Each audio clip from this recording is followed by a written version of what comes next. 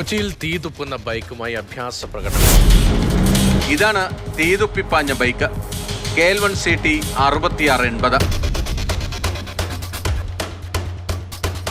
ആവശ്യത്തിന് വെളിച്ചമുള്ള ലൈറ്റാണ്. എന്നിട്ട് അതിൻ്റെ മോഡ് ബ്ലാക്ക് സ്റ്റിക്കർ ഇട്ടിട്ട് അതിനെ കോമ്പൻസേറ്റ് ചെയ്യാൻ വേണ്ടി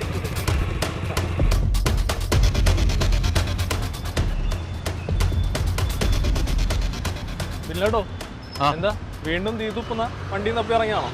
കഴിഞ്ഞ ദിവസം ഒരാള് തീതുപ്പി കൊച്ചി നഗരത്തിലൂടെ പോയായിരുന്നു. നമ്മൾ ആ വീഡിയോ എടുത്ത് ഒരു മണിക്കൂർ കഴിഞ്ഞപ്പോൾ തന്നെ MVD ആളെ പൊക്കി. പക്ഷെ ഇതൊക്കെ എവിടെ നിന്ന് സംഘടിപ്പിക്കുന്നതാണ് മനസ്സിലായത്. ഈ സൈലൻസറിലൊക്കെ ഫിറ്റ് ചെയ്യുന്ന സാധനമൊക്കെ എവിടെ നിന്നാ ചേട്ടാ? ഇതൊക്കെ ഇത് കണ്ടില്ലേ, നമ്മളെല്ലാ ദിവസവും ഉപയോഗിക്കുന്ന ഫ്ലിപ്കാർട്ട്, ആമസോൺ എന്നൊക്കെ പറഞ്ഞ സൈറ്റുകളിൽ ഈസി ആയിട്ട് അവൈലബിൾ ആണ്. ഒന്നല്ലല്ലോ, ഒരുപാടുണ്ട്.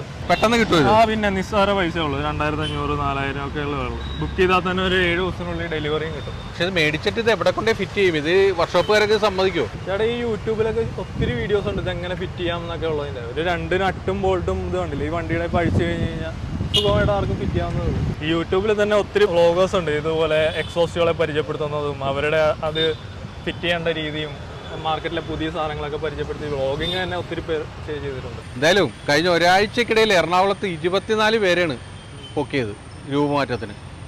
നമ്മുടെ സർക്കാർ പാപ്പരായിരിക്കുകയാണ്, പക്ഷേ ഖജനാവ് നിറഞ്ഞുകൊണ്ടിരിക്കുകയാണ്. ഇതുകൊണ്ട് എറണാകുളത്ത് 1/2 കോടി രൂപയാണ് കഴിഞ്ഞ ദിവസങ്ങളിൽ പിഴയായിട്ട് മോട്ടോർ വാഹന വകുപ്പ് പിരിച്ചെടുത്തിരിക്കുന്നത്.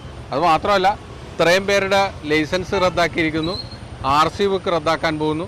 നടപടികളൊക്കെ കർശനമായിട്ട് പോകുന്നുണ്ട്, ഹൈക്കോടതിയും ശക്തമായി ഇടപെടുന്നുണ്ട്. പക്ഷേ ഈ നിയമലംഘനം നമുക്ക് ഉദ്ദേശിച്ച പോലെ കുറച്ചു കൊണ്ടുവരാൻ പറ്റുന്നില്ല. കാര്യം നമ്മളിപ്പോൾ ഇവിടെ നിരത്തിൽ എപ്പോൾ ഇറങ്ങിയാലും കാറിലാണെങ്കിലും ബൈക്കിലാണെങ്കിലും ഒക്കെ ഈ രൂപമാറ്റം നമുക്ക് കാണുകയും ചെയ്യും. സ്വയം തന്നെ 2-3 ബോൾട്ടുകൾ അഴിച്ചു മാറ്റി റീഫിറ്റ് ചെയ്യാനായിട്ട് ഒരു ലേമാന് സാധിക്കുന്ന അവസ്ഥയിലുള്ള എക്യുപ്മെൻറ്റ്സ് നിലവിൽ ലഭ്യമാണ്. പലപ്പോഴും അങ്ങനെ തന്നെയാണ് ചെയ്തു വരുന്നത്. പിന്നെ ഇതെവിടെയാണ് ഉറവിടം എന്ന് കണ്ടുപിടിക്കാൻ പലപ്പോഴും സാധിക്കാറില്ല. ഓണറിനെ തന്നെ കിട്ടുന്നത് നമ്മൾ വളരെയധികം റേസ് ചെയ്തതിന് ശേഷമാണ്. ഈ ബൈക്കിൽ മാത്രമല്ല ഇത്തരത്തിൽ എക്സ്ട്രാ ഫിറ്റിങ്സുകൾ ഇപ്പോൾ വരുന്നുകൊണ്ടിരിക്കുന്നത്. കൂടുതലും ജീപ്പുകളിലും മറ്റ് വലിയ വാഹനങ്ങളിലൊക്കെയാണ്.